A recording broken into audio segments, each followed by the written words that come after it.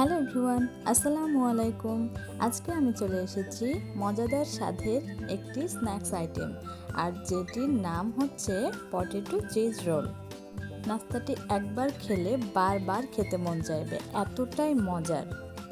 প্রথমে আমি একটি আলু ভালোভাবে সিদ্ধ করে সেটিকে ম্যাশ করে নেব। আপনারা দেখেই বুঝতে পারছেন আমি কিভাবে এটিকে ম্যাশ করছি। একদম মসৃণ করে আলুটিকে ম্যাশ করে নিতে হবে। আলুটি ভালোভাবে ম্যাশ করা হয়ে গেলে এর উপরে আমি 1 চামচ গোলমরিচের গুঁড়া, 1 চা চামচ মতো লবণ এবং 1 চামচ চাট মশলার গুঁড়া দিয়ে দিব। এগুলো সবগুলো দেওয়া হয়ে গেলে আমি ভালোভাবে হাত দিয়ে আলুটিকে ভর্তার মতো করে মেখে নিব, যেন সব উপকরণগুলো আলুর সাথে ভালোভাবে মিশে যায়। এরপর আলুটিকে ভালোভাবে মাখানো হয়ে গেলে আমি এক পাশে এটিকে রেখে অপর পাশে আমি এখন চলে যাব একটি ব্যাটার তৈরি করার জন্য। আর সেই ব্যাটারটি তৈরি করার জন্য আমার লাগবে কর্নফ্লাওয়ার এবং ময়দা। একটি বাটিতে পানি নিয়ে তার উপরে 2 চা চামচ মতো কর্নফ্লাওয়ার এবং 2 চা চামচ মতো ময়দা দিয়ে আমি একটি ব্যাটার তৈরি করে নেব। ব্যাটারটিকে ভালোভাবে গুলিয়ে নিতে হবে, যেন এতে আস্ত ময়দার কোনো দলা না থাকে। এরপর আমি একটি ব্রেড ভালোভাবে চারি সাইডের অংশগুলো কেটে নিয়ে একটি বেলুন দিয়ে পাতলা করে এটিকে চেপে চেপে বেলে নিতে হবে। পাতলা করে বেলা হয়ে গেলে এর উপরে যে আমি আলুর ভর্তাটা করে রেখেছিলাম সেটি উপর দিয়ে মাখিয়ে নিব। আপনারা দেখলেই বুঝতে পারবেন আমি কিভাবে করেছি। এরপর আমি চিজ নিয়েছি, সেগুলোকে কুচি কুচি করে কেটে আমি এই পাউরুটির উপরে ঠিক মাঝখান বরাবর আমি এইভাবে চিজগুলোকে দিয়ে দিব।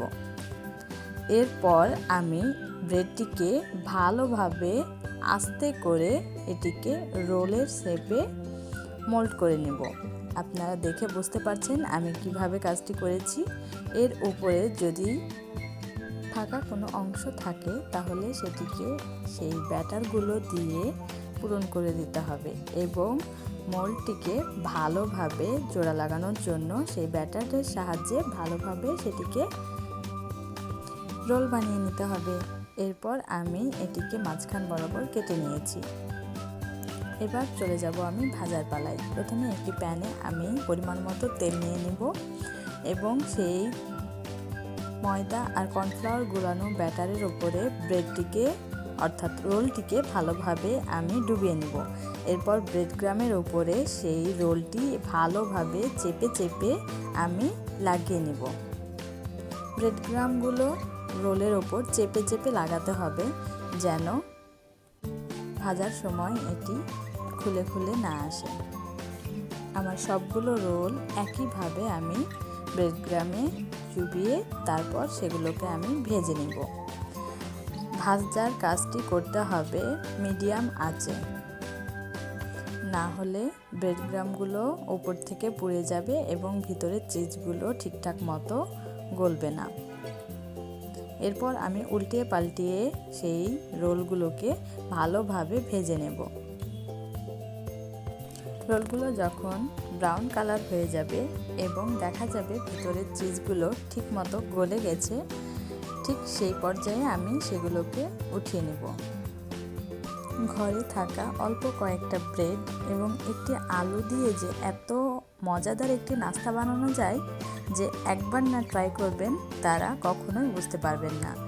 এই নাস্তাটি বাসায় করে খাওয়ালে যে কারো মন ভরে যাবে এবং এই নাস্তার প্রেমে পড়ে যাবে। বাচ্চাদের টিফিনেও এই নাস্তাটি ঝটপট বানিয়ে মায়েরা দিয়ে দিতে পারেন। আমি ভেতরটা একটু ভেঙে দেখাচ্ছি, আপনারা দেখলেই বুঝতে পারবেন কতটা ইয়ামি এবং কতটা মজাদার এই নাস্তাটি। আমার আজকের এই ভিডিওটি যদি আপনাদের ভালো লেগে থাকে তাহলে অবশ্যই আমার চ্যানেলটি সাবস্ক্রাইব করে পাশে থাকবেন।